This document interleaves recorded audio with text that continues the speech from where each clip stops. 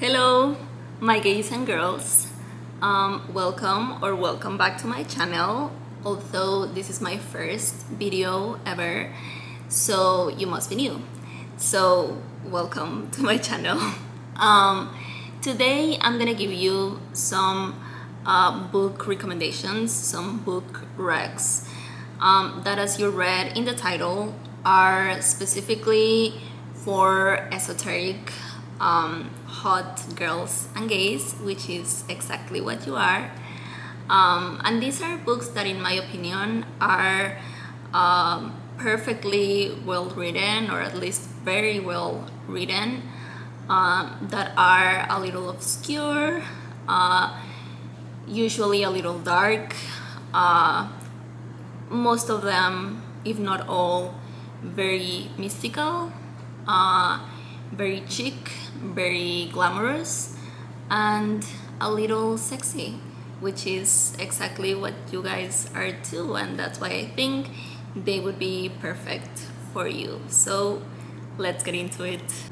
Okay, so just as a disclaimer, the first book that I was originally gonna talk about is My Year of Rest and Relaxation, but I ended up deciding that I'm not going to talk about that one, even though it is on this list. Like, I do recommend it, but I felt like it was a very unoriginal choice for me to talk about, because every list that is sort of like this has that book in it, and I didn't want to be like the other girls. But no, seriously, I just wasn't very inspired when I talked about it, and it's been a while since I've read it, and yeah, I just didn't remember the details very well, so I didn't like how that worked out. And honestly, I feel like most of you guys have already read it, and if you haven't, you should have already. So like, what are you doing? So yeah, let's just get into the video. So if I say like, oh, like the next video that I'm gonna talk about, just ignore that. Yeah, I love you, bye, let's get into it. Okay, so the next book is one that I actually do have the copy of it with me, and it's one that I'm actually currently reading, as you can see. I am reading this because it's one of the books that one of my teachers from my master's degree assigned me to read, basically, and I really hope that she's not watching this video. Shout out Becca Tarnas if you are, because I was supposed to finish this a few months ago and I haven't, but I will finish it, and it's an amazing book, so I feel like I do have to. But it is Memories, Dreams, Reflections by Carl Jung, the king himself, or at least my king.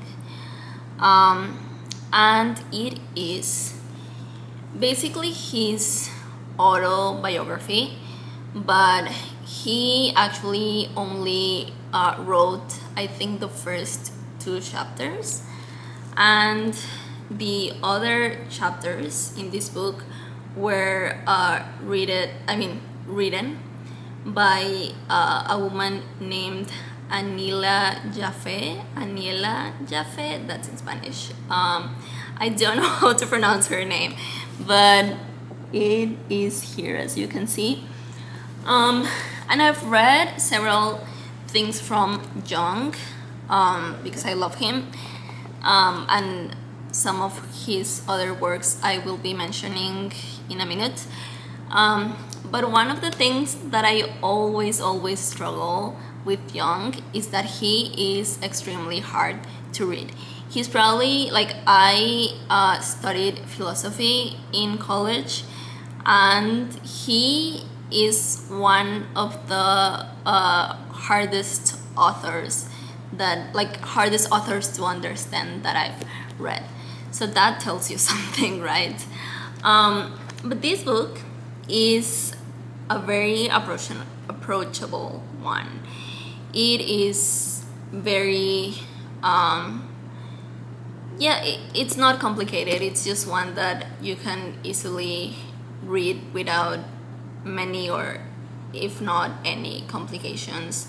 And I love the way that this is written. I think that even if you're not interested in Carl Jung, you would definitely enjoy the way in which it is written. It is very captivating and very poetic. So as you would be able to infer, in here he tells his story. He talks about his life from start, maybe not to finish because he wasn't dead when he wrote this book, but almost to finish because he was very old when he wrote this. And he of course he talks about his childhood. He had a very complicated childhood, and his dad had a very complicated relationship with religion, which deeply affected Jung. And if you know anything about him, you would know that religion and spirituality are two things that are very, very big for him. So he talks about that. He talks about how he got into psychology. This is gonna be a very superficial kind of like recap of what he talks about in here. I really think that you would have to read this to really know what it's inside. It's very stream of consciousness in that way. But yeah, he talks about how he got into psychology. He talks about his confrontation with the unconscious, which is the period in which he wrote the Red Book, which I have here and I will talk about in a minute. He talks about his infamous relationship with Freud and how that all developed, and later how they, I guess, broke up their friendship, how their feud started. He talks about his views on spirituality, on the unconscious, on archetypes. He talks about his travels. He talks about his approach to Christianity. He talks about how he built his house in Bollingen, which is a house that he built, but it's, a very interesting thing to read about. He talks about his dreams and his approach to dreams, and he talks a lot about a lot of mystical experiences that he had all throughout his life. He talks about the vision that he had, in which he kind of like foresaw the First World War or Second World War. I don't remember which one, but I think it was the first one, if I'm not mistaken, but yes. As I said, all of that is written in a very poetic way. Everyone in my class loved this. Some of you, I know that you would be into Jung if you're seeing this when my channel has more videos and you like check this one out, like you came back to this one. If you're interested in my channel, you're probably interested in Jung.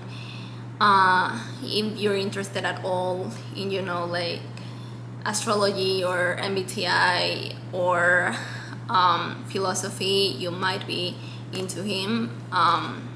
He's just amazing. So or if you're into spirituality, of course, you might be into him. But I also think that if you're into any of those topics, you would probably like this book. Also, if you're into history was a big part of his life, because there was a part of him that felt like he was from the 16th century, I don't remember, but he really felt connected to like ancient times, and that was also something that deeply affected him. And something that I also love about this book, and I feel like I would recommend this book to anyone who wants to start reading Jung, I would tell them that this is probably the first book that I would recommend them to read, is that this sort of gives a more like a comprehensive summary of all of his ideas, of his work, of his philosophy, you know. And it's written in a way that it's relatively easy to understand, which is usually not the case either in his other books, or when it comes to books that other people have written about him. So yes, a great one. Memories, Dreams, Reflection, 10 out of 10. And talking about Jung, as I promised, the next book, and I think this is the ultimate, in my opinion at least, this is like the ultimate exotic book for esoteric hot girls and gays. There might be others, but like if there were like if there was like a list of ultimate exotic esoteric hot books, this would definitely be in it. And yeah, if you don't know anything about this one, it is a book by Carl Jung, of course, that he wrote. I think it was from, let me check, give me a minute. I checked, and he wrote it from 1914 to 1930. He took some breaks here and there, but yeah, he wrote it all throughout those years. Unfortunately, I don't have... Okay, so let me explain. So this is the reader's edition of this book, which is, you know, just a book that you can easily read, and it's all text. But there is also like the original version of the book, which is huge. It is like, I cannot even fit its length and width, I think, into this video. I cannot fit its size basically into this video, into the frame. Yeah, it is huge. And it not only has the text, but it also has the art that he included in the original book, because it was all handwritten, and he also included art, as I said, which is beautiful, and it's just, yeah, it's beautiful, and it's mystical, and like there is something very intriguing and very special about the art that he included there. Even if you don't read this book, I would recommend you to check out the art if you're into art at all. I will put some of it here. It's a shame that I cannot show you the art from the book directly, because I do have it, but it's in my mom's house.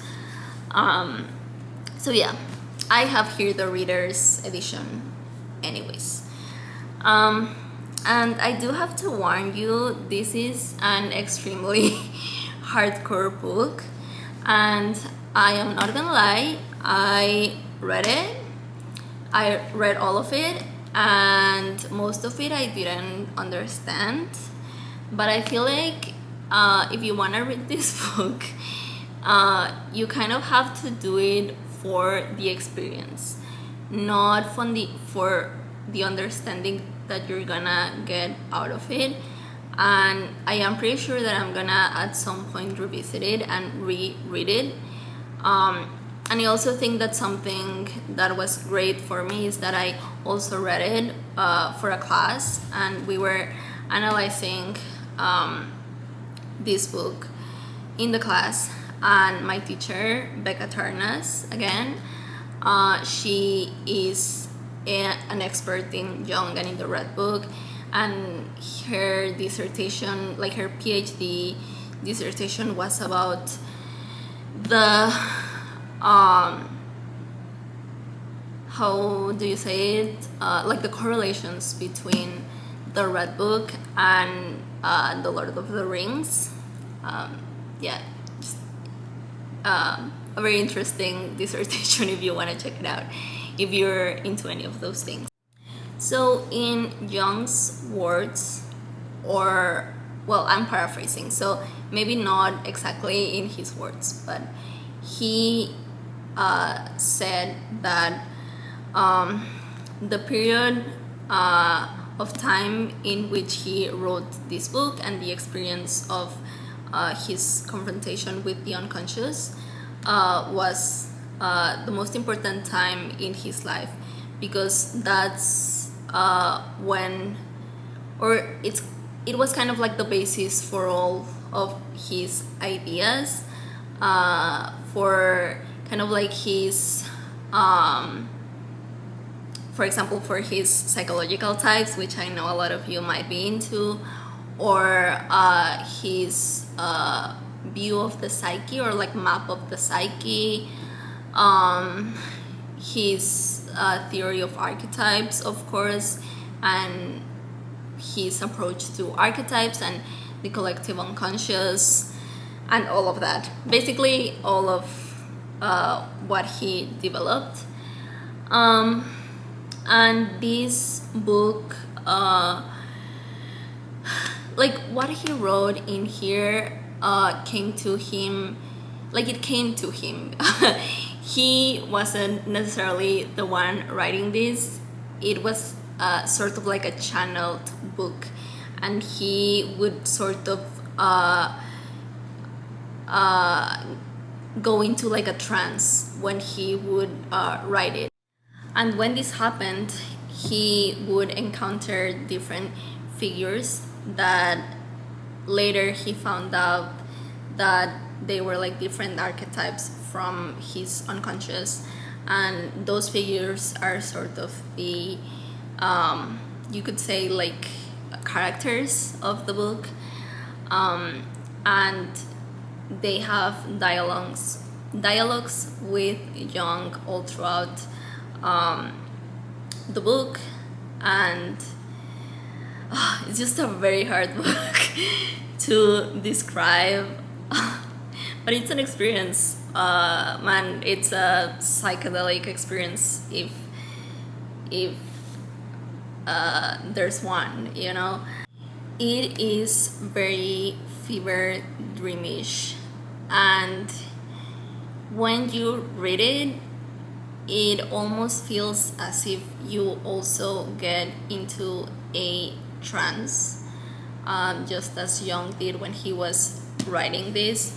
My teacher Becca actually told us that because she has taught about this book in several of her classes, she has had the experience with several of her students that every time they read about like 5 to 10 pages, they read like an excerpt from the book. After they read it, they fall asleep. And she says that she thinks that it's because their unconscious has to process what they have read. And actually, something that I just remembered and that I sort of like corrected myself in my head, I said that he would get into like a sort of trance, and then later I was like, oh, actually not a trance. He was using the method of active imagination. I'm so sorry about that, which is a method he developed that is like a sort of meditation in which you kind of like let your mind wander and let your imagination wander, and yeah, you just sort of like let anything that comes up come up. And yeah, not very sure how to describe that either, but that is the technique that he used for writing this book, basically. And it honestly, reading this book is a commitment, so I would tell you that. I'm pretty sure it's the hardest of all of the ones that I'm gonna talk about in this video. But I do think that if you're into Jung, it is one that you should read at least once in your lifetime. If you ask me if I understood anything, I would probably tell you no. I would tell you no.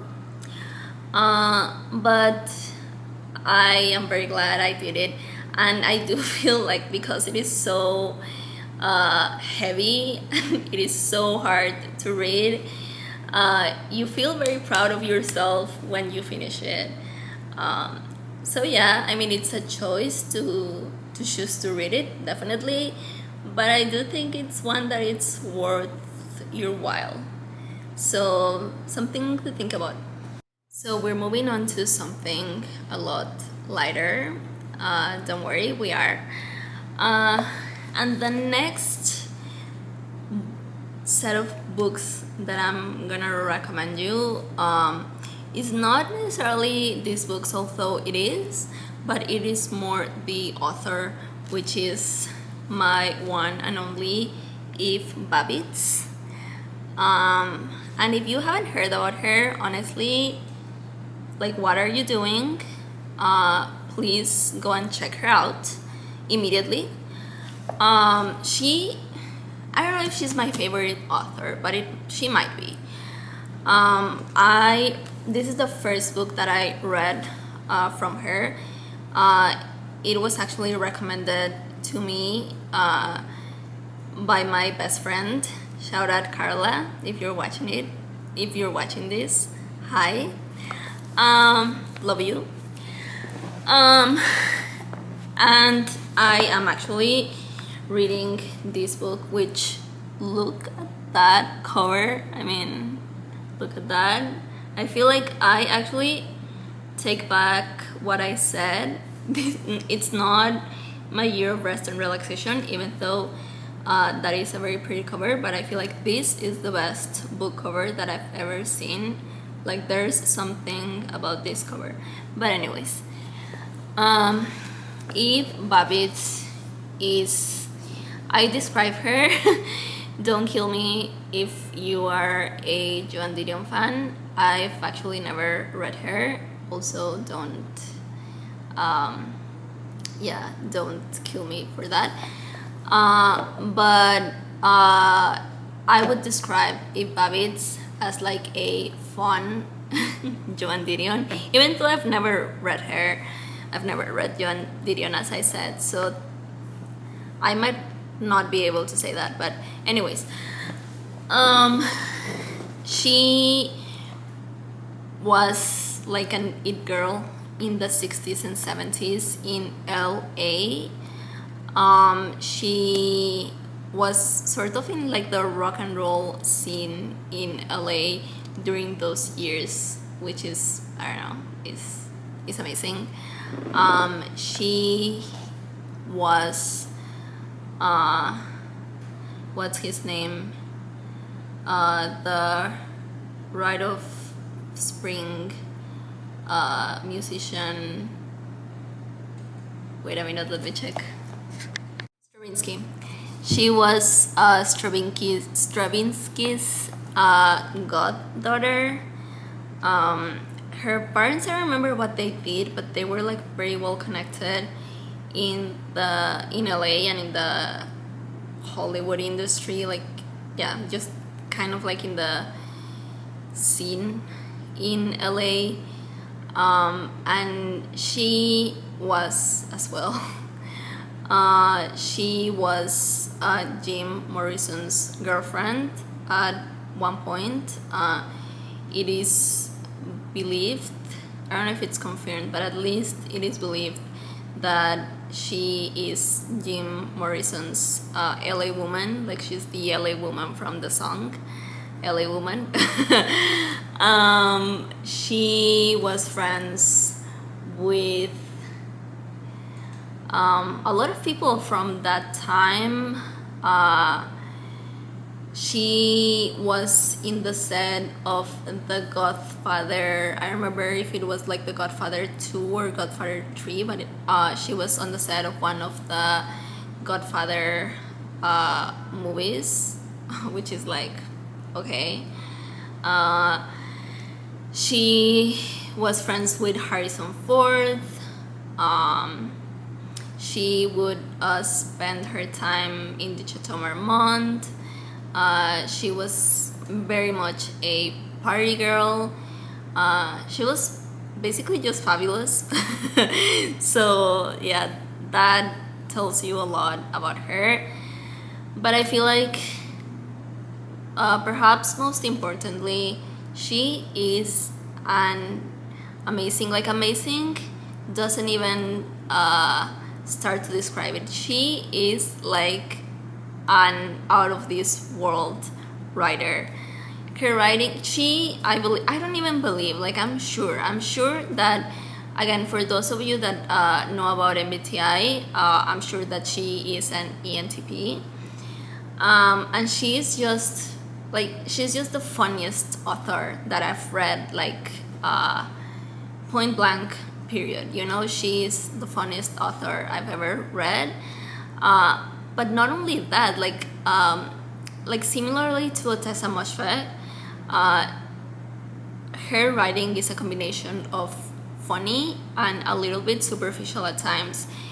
Not in a bad way, actually, in a way that I really enjoy, because of course she talks about okay, so something that I haven't said is that at least both of these books are like partly like her memoirs and like sort of like a diary, but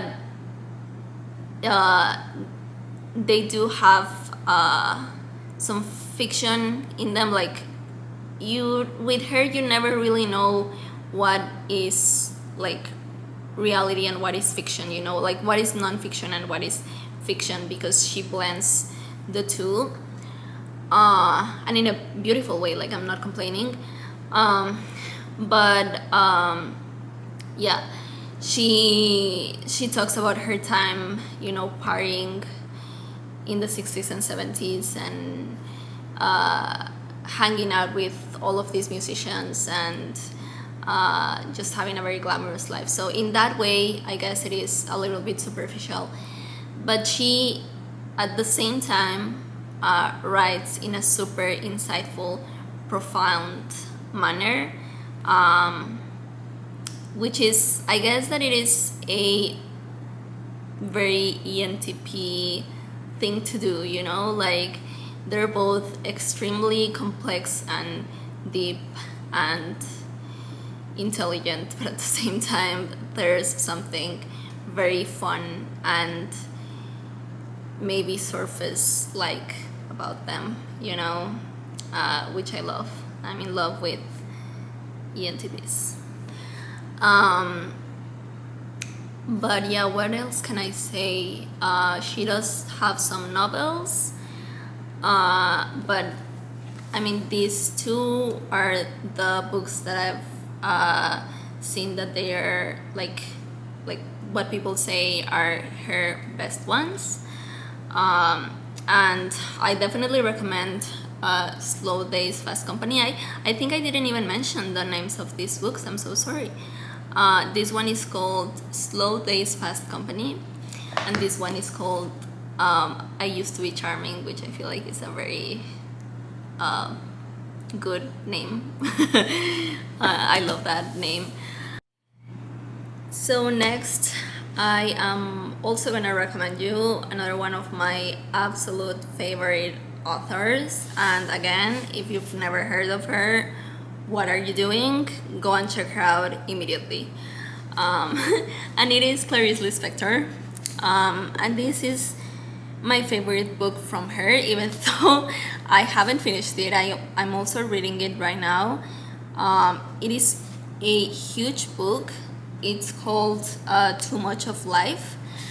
And I've literally only read this, but it is a huge book, so don't judge me.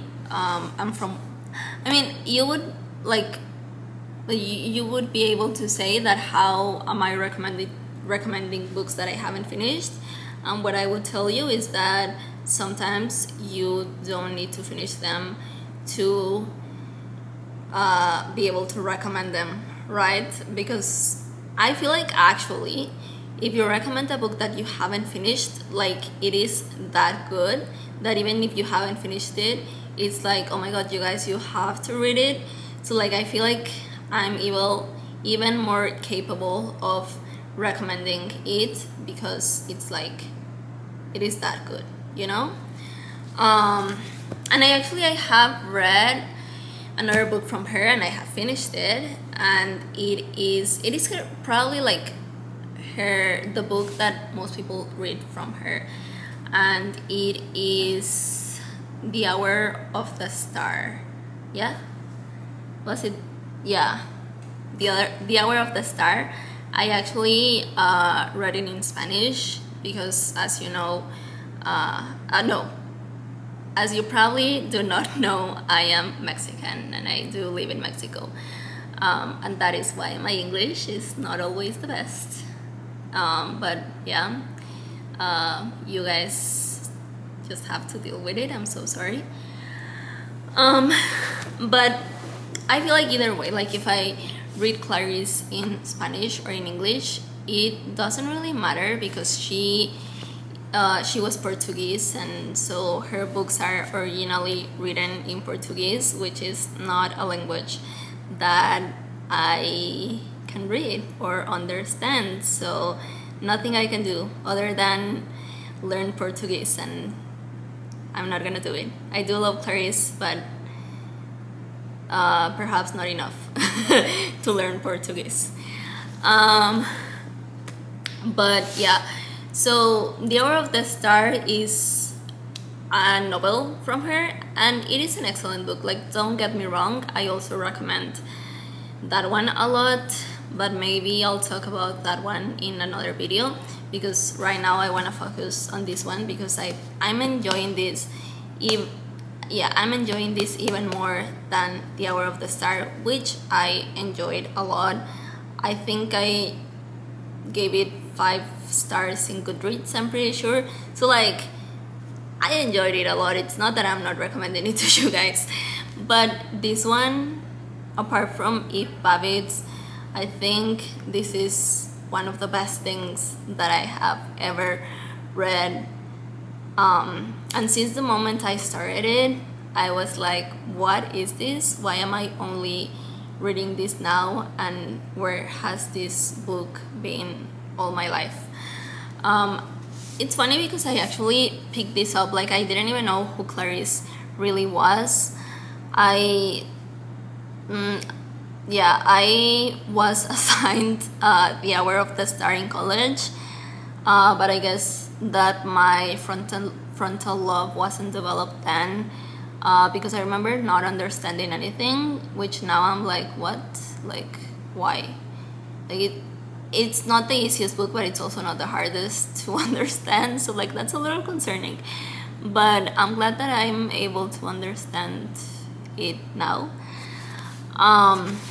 But yeah, I picked this book on a bookstore here in Mexico, because I really liked the cover, and I was like, oh, I remember that I attempted and failed to read Clarice in college, but I was like, I'm gonna give her a try. Like, I really like the cover, and I guess it's apparent with me, you know, if I like the cover, if I like the aesthetic, I'm like, it's more probable that I'm gonna read it. But this is like a collection of little essays that she wrote for different newspapers and magazines all throughout her life. I don't know what to say. It's just like, I guess they are like her reflections on things. Like, it's just her pondering about things. Again, for my MBTI nerds, I believe her to be an INFP, just like me, which is fab. And she, I mean, I don't want to, you know, like, sound narcissistic and be like, oh my god, we INFPs are the best writers and we are the most insightful, but like, aren't we? I feel like we sort of are, right? And yeah, that definitely translates in this book.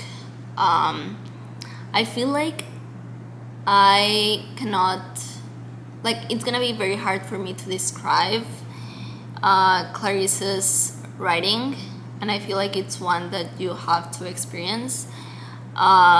There's a quote from someone, which I don't remember who it was, but I think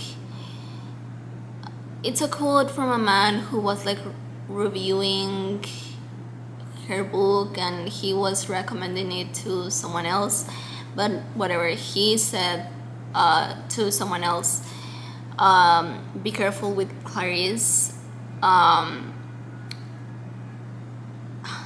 Let me look it up, actually.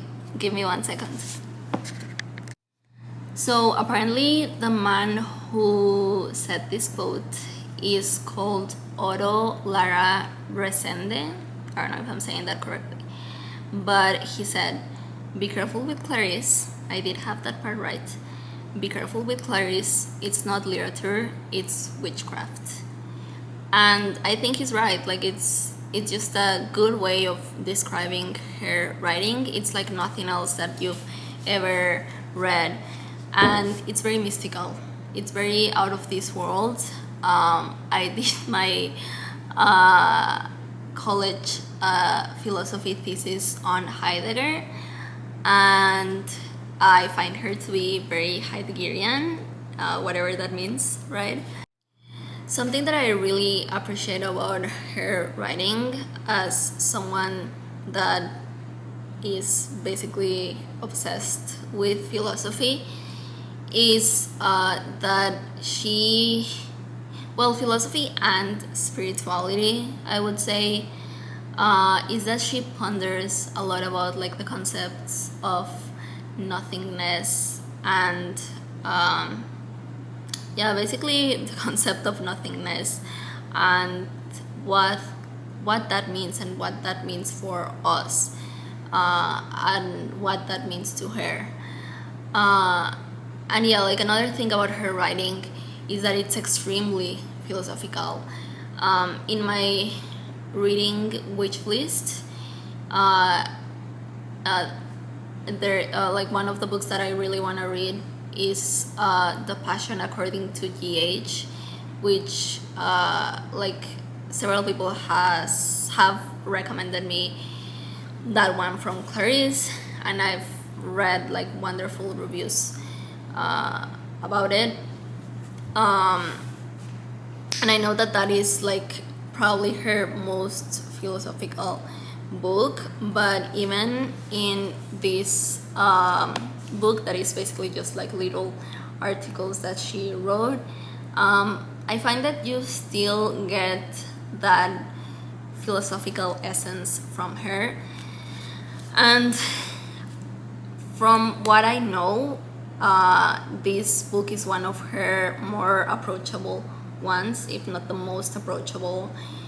I do know that her reading, in her novels at least, can be challenging, and you kind of have to get used to it because it's so different from everything else. But this one, I don't know, like I have been reading it sometimes before going to sleep, or like I read this once at the beach, and it's definitely not hard to read, and it's just a delightful, fun, intriguing read. So definitely recommend. It's a big book, as I said, but I feel like you shouldn't worry about that because it goes like so quickly, and like you don't really have to commit that much to the book, because like I've been reading it all throughout a year, because it is like composed of little articles. It's like sometimes I just read one article or one excerpt and I'm like content with that, and I don't pick it up until like days later or weeks or months later, you know. So yeah, it's just a really nice book to have and read from time to time. It's amazing. Also, something that I forgot to mention is that Clarice was like stunning, and she was you can tell that she was a glamorous woman. Like she was fab, you know. I'll probably put some pictures in here of her just looking really cunty. And I mean, I feel like it's the same with Babitz. Like they're like extreme, like they're amazing writers, but at the same time they're like so cunty and so fabulous, which is like what's not to like. Especially if you're watching this video, I feel like you would really appreciate both of those things. So yeah, like love a hot nerd just like we are.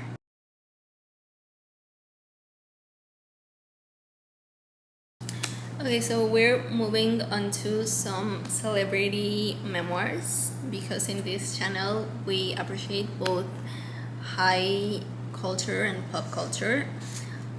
So if you've been watching this video and you're like, bro, I'm not gonna read, you know, hardcore philosophy, or like, I mean, I guess that the Clarice and Babitz is not super hardcore, but most of the other ones are.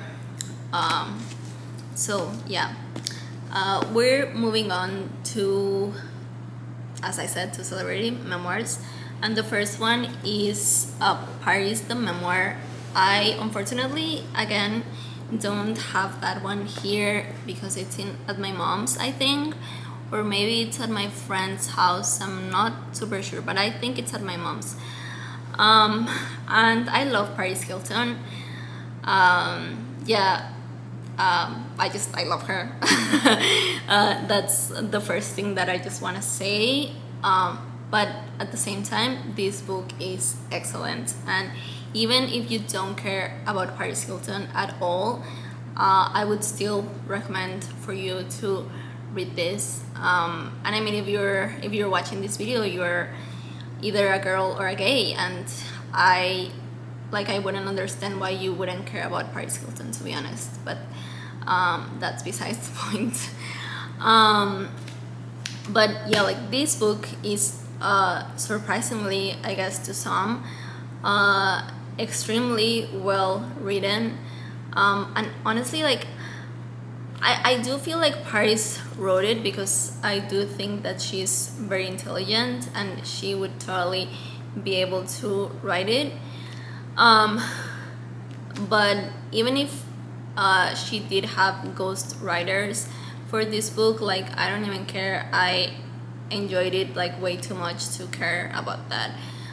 So yeah, this book is excellent, and it's basically, as it sounds, it is a memoir about her life, and it is also extremely funny.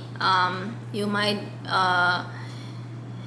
be able to see a pattern here, that one thing that I appreciate about books is when they're funny, you know, and I feel like that's something that everyone and anyone would appreciate anyways.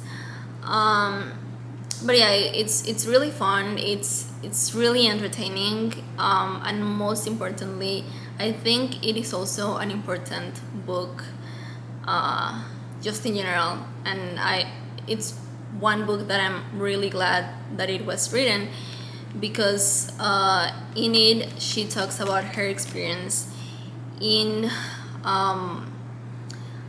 boarding school. Give me a minute. I'm gonna check what the boarding school was called.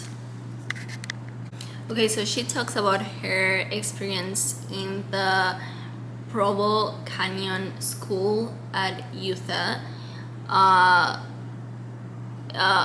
which she was basically forced to go to by her parents, because she was a very rebellious teenager. And that school was meant to discipline kids. And I'm not gonna get much into it, but the school would basically abuse those teenagers, and she just like tells the most horrific stories. So yeah, I'm not gonna get into it, but if you're, I mean, just definitely go and read it. Like, not only if you're interested, like I think it's a good thing to be informed about, and these schools are still going on, and it's not good at all. It's not great, and I don't know. I feel like with this book, she what she wanted to achieve was to sort of like get it all out. And prior to like a documentary that came out like very like close in time to when this book came out, prior to that documentary, in which it was the first time that she made all of this public information, she had never really talked about it with most people, even in her life. And this book was also sort of a way for her to come to terms with not only that, but everything that she had lived all throughout, like the early 2000s, and all that came with her fame back then, and yeah, like all the good and the bad. And it's just a very empowering book. She said something like what she wanted with this book was for the people who read it to sort of like get inspired to accept every part of themselves more, and just love themselves a little more. And I think that's beautiful. And I love Paris Hilton as a DJ, as a fellow DJ. I think it's great that she became one. As she says, she was the first person to get paid to party back in the early 2000s, and now she's doing that, but in a different way. I guess I mean that she's still doing that, right? And yeah, I think it's very iconic that because she went through all of that, now she's using her power and her influence to protest against those schools. And I think she has been able to change the laws when it comes to those schools. Like she has definitely helped making progress with that issue. So yeah, it was even like surprising to me how like it was surprising that this book was so good, even though I did love Paris Hilton prior to reading this book, but I was just completely blown away when I read it. So again, one that I completely, absolutely recommend. Now, the next book is by, you guessed it, the one and only fashion icon and, dare I say, philosopher, Julia Fox, which is her memoir called Down the Drain. And yeah, I mean, I think it's very obvious why this would be a recommendation for the girls and gays. I don't really have a lot to say about this book other than it's great. It's about her life, and she, just like Paris, had a very traumatic childhood, and just she has had a very traumatic life, but she has been able to rise from that. Did I say that correctly? She has been able to transform and to rise above that. That's what I wanted to say. And yeah, what I'm gonna say is that she talks about her trauma in a very beautiful way, in just a very interesting way, and also quite funny as well. You see, there's a pattern. This is also quite funny. So I'm gonna actually read you what, I don't know what this is called, but like this part of the book says, and I think that this encapsulates the book way better than anything that I would be able to say. So yeah, I think that this is gonna be like my review. Yes. So it says, it says sometimes you have to say fuck it and throw your life down the drain just to see where you'll come out on the other side. The most profound beauty emerges from the ashes of destruction. And by that, I mean that sometimes you have to burn your life to the ground in order to experience the life that is truly meant for you. If you believe in the power within yourself, anything is possible. Isn't that beautiful? Something that I forgot to mention for my astrology nerds watching this, I forgot to mention this with Nietzsche. But what I find really interesting and sort of funny is that both Nietzsche and Julia have a Sun Pluto aspect. I think that they both have a Sun Pluto opposition, if I'm not mistaken. I'm not so sure, but they definitely have a Sun Pluto aspect, and then Julia also has a Moon Pluto aspect. I don't remember if it was opposition or square, but both of them are very Plutonic, and I think that it reflects a lot on both Nietzsche's philosophy and Julia's reflections on life within this book, and even in what I just read to you guys. So if you know astrology, I also have a Sun Pluto aspect, and perhaps that's why I'm drawn to these books and these topics and these authors.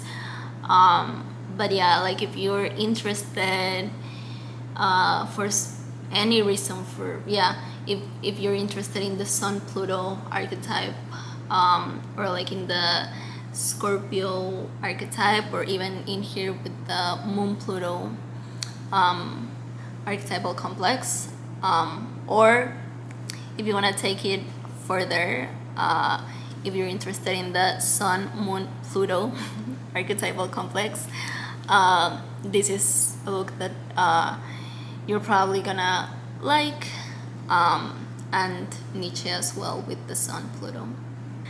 And that was it for this video. I hope that you felt drawn to at least one of the books that I mentioned, and that you read it. And if you don't, no hard feelings, it's fine, I guess. But yeah, I love you guys. If you want to see more of me, please don't forget to like and subscribe. I'll be posting at least one video every week, I promise, from now on. This is my first video, so please show me some love if you liked it. And I'll see you guys very soon. I'll see you guys next week. So bye.